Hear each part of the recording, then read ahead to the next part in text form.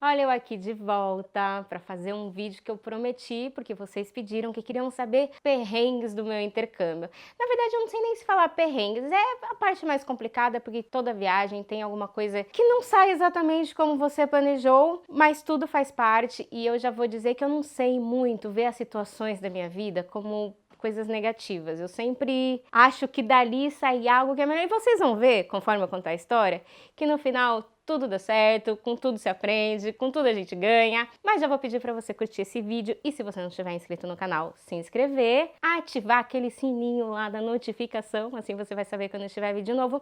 E compartilha também esse vídeo, porque assim mais pessoas criam coragem e se jogam mesmo sabendo dos problemas, eles vão ver que vale a pena. Bora começar?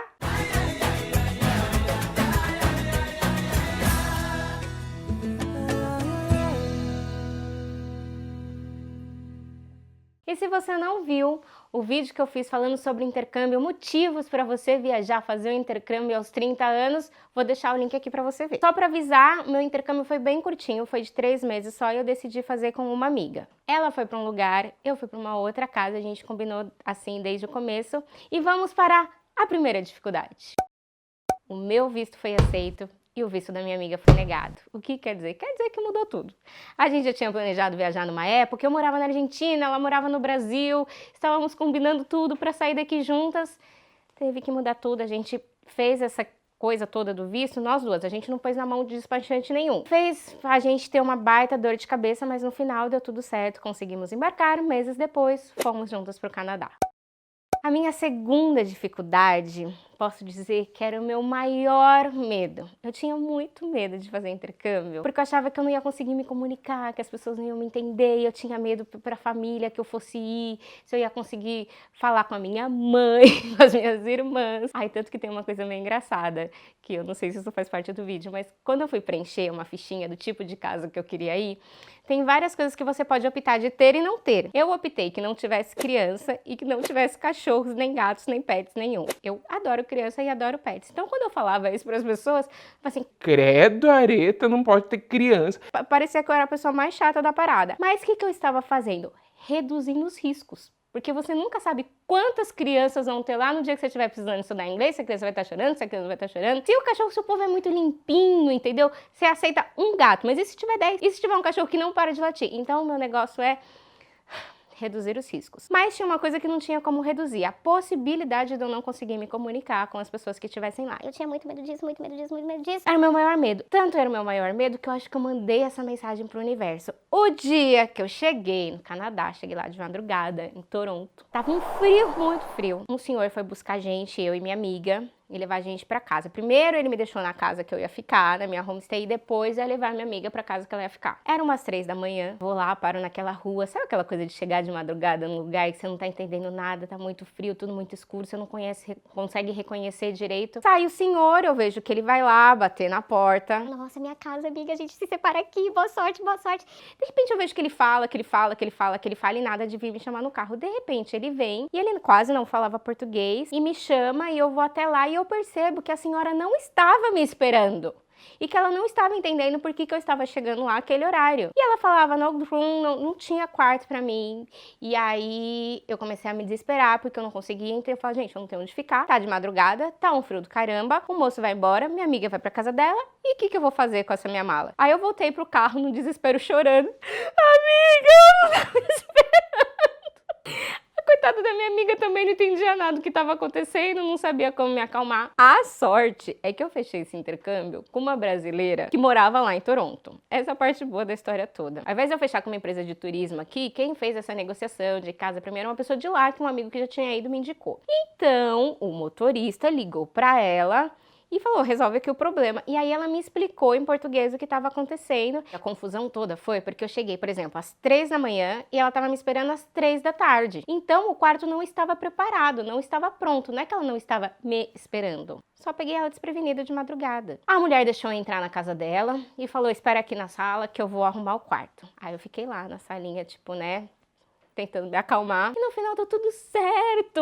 No final das contas, um mês depois, quando eu fui embora dessa casa, eu fui embora chorando. Porque assim, ela foi tão querida, eu criei um carinho tão grande com a Sula, ela chama, e enfim, com tudo que eu vivi lá, mas aí eu tenho que falar disso em outro vídeo, porque foi muito especial. Enfim, vamos para a próxima dificuldade da viagem. Fechei o primeiro mês na homestay, que foi o máximo, foi super legal, tirando a chegada, e minha amiga na dela. Só que o segundo mês a gente tinha combinado de morar juntas pra viver a experiência de viver juntas e de ter que alugar uma casa, de ter que ir no mercado, de ter que, tipo, vida lá de Toronto. O que que acontece? Enquanto você chega, enquanto você se adapta, enquanto você conhece a escola, enquanto você conhece o bairro, quando você vê, minha filha, passou um mês e você tá, tipo, viajando que precisa se mudar. Ela já tinha outra pessoa que ia entrar na casa que ela tava, então ela realmente não podia ficar lá. E eu, se eu fosse ficar na minha mesmo, eu já tinha que ter avisado antes. Começamos a busca desesperadamente, tipo, sei lá, 10 dias antes, 7 dias antes, e não conseguíamos um lugar pra ficar, não conseguíamos... Ai, começou a bater, gente, como que a gente não planejou o segundo mês da viagem, tipo, de uma forma mais correta? Já alugou a casa antes, já, enfim, né, bobeamos. A gente queria conhecer mesmo, conhecer o bairro, escolher onde ia morar, não foi tão simples assim, mas como sempre, Deus é maravilhoso e no final dá tudo certo. Teve um dia que ela tava desesperada, eu falei, Débora, a gente vai resolver isso hoje. Aí a gente deu um jeito da professora da escola ajudar, o site onde a gente encontrava a casa, não sei o que, o meu melhor inglês e tradutor. Mandei e-mail para vários lugares, até que uma me respondeu, combinei de ver a casa, fui ensaiando todo o meu inglês, tipo, eu fiz roteirinho, porque a atriz trabalha melhor com roteiro, né? Explicando que eu não falava muito bem, que eu era tipo Basic One. Mas que a gente precisava muito da casa. Quando chegamos lá, vocês não sabem, a mulher era portuguesa, falava um português maravilhoso e alugou a casa pra gente e deu tudo certo e fomos super felizes morando juntos no segundo mês. Mas vamos para a próxima dificuldade do intercâmbio. Tá bom, tem gente que vai falar assim, ai, Areta, isso não é uma dificuldade, dá licença, eu já tinha quase 30 anos, isso pra mim não era legal. Quando você está em Toronto, você pode fazer alguns passeios. Um desses passeios, tipo passeio de escola, que vai a turma toda, é pra onde? Nova York. Bom, tava toda empolgada porque a gente ia pra New York. E a sorte de tudo isso, eu vou sempre falar o lado positivo, é que eu tinha essa minha amiga, entendeu? Porque quando a gente começou a viagem, que a gente tava chegando no hotel, a gente descobriu que a gente ia dividir o quarto entre 4 pessoas, sendo que são 2 camas de casal. Isso quer dizer, você vai dividir a cama com alguém. Isso não é legal, principalmente se você já tem quase 30 anos e tá acostumado a ter a tua casa, a tua cama e tudo isso. Se você não tá esperando, isso não é uma coisa muito legal. Eu pude dividir a cama com a Débora e ficou tudo certo, mas isso não é um negócio que eu gosto. Eu odeio dividir cama com qualquer pessoa que não seja meu marido. Não gosto, vou fazer o quê? Não gosto. Mas tudo bem, no final deu tudo certo. Mas lembre que se você vai pra Toronto, quiser fazer essa viagem aí de turminha de escola, faz logo uma amizade no ônibus, já encontra as 4 pessoas, as 3, né, mais legais, pra você dormir mais tranquilinha. A gente foi numa baladinha, a gente decidiu ir numa baladinha que era tipo fora de Toronto. A gente não tinha muita noção, mas a gente foi na empolgação, fomos de ônibus e pensamos que tudo funcionava da mesma forma. Mas na volta, quando a balada acabou, não era que nem na cidade, em Toronto, que tinha ônibus a madrugada inteira. O que aconteceu? Ficamos lá, sem saber o que fazer. E agora? Como que a gente volta pra casa? Não tinha como voltar. A balada era no meio do nada. Não tinha táxi, táxi também ia sair o olho da cara. E aí no final, Deus é maravilhoso, eu vou falar isso o vídeo inteiro.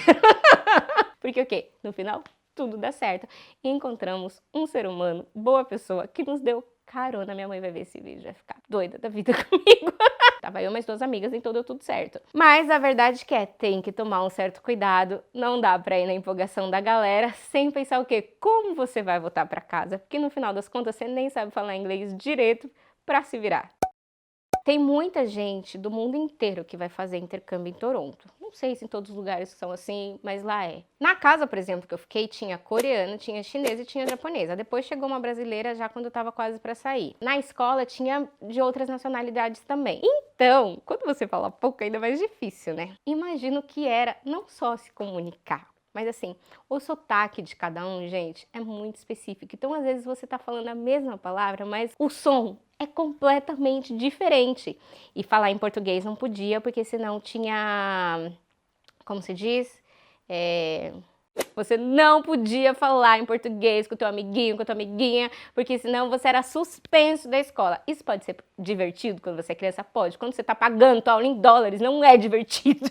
Então, você tinha que fazer o máximo para conseguir se comunicar com teus amiguinhos de toda parte do mundo que falava tão pouco inglês como você e com um sotaque tão diferente do seu. Olha, isso gerava muitas risadas e também muito desespero, porque tinha hora que a gente tinha que fazer trabalhinho em conjunto, né? Mas no final, como tudo tem um lado bom nessa vida, hoje em dia eu tenho um ouvido, porque a pessoa pode falar nada com nada, eu falo, é isso. Às vezes meu marido fala, como que você entendeu o que ele falou? Eu falei, meu filho, eu tenho um ouvido, eu falo nada, mas eu tenho um ouvido. É sério, na Tailândia ele sofria. Eu falava, fala que eu te escuto. Eu traduzo, você responde. Mais ou menos isso. Galera, é isso. Eu falo meio que brincando, porque no final acho que deu tudo certo mesmo. Essas dificuldades que aconteceram comigo, acho que são super comuns. Com certeza tem outras pessoas que vivem outras. Contem aqui pra eu rir um pouco também da dificuldade de vocês, já que vocês certamente riram da minha. Mas entender que no final das contas, são com essas dificuldades que realmente a gente cresce, que realmente a gente volta com uma bagagem, que a gente volta com histórias pra contar. Se eu fosse lá, fizesse um curso, tudo certinho, e fosse só isso, não teria, olha, nem metade da graça e não teria sido a experiência que foi. Então, assim, tudo soma e eu tô contando as dificuldades, na verdade, para estimular mais ainda vocês a saírem da zona de conforto e embarcar aí no teu sonho de intercâmbio. Certo? Espero que vocês tenham curtido, que vocês compartilhem com os amigos para encorajar mesmo a viajar. Se não tiver inscrito no canal, para se inscrever também. E comentem aqui o que vocês acharam, certo? Beijo e até a próxima!